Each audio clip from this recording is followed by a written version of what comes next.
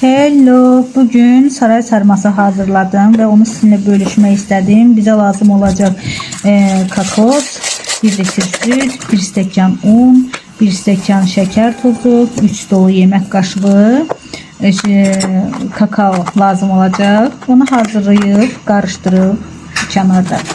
Sonra qabın üzerinde pişənə kimi karıştıracağıq.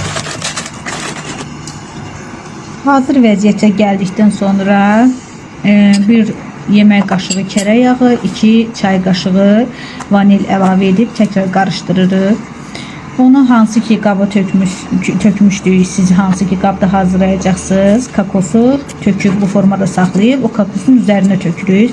Üzərini sabitləyib 3 saat buzdolabında saxlayacağıq və onun üzərinə də krem belə kremi formada sabitləyəcəyik.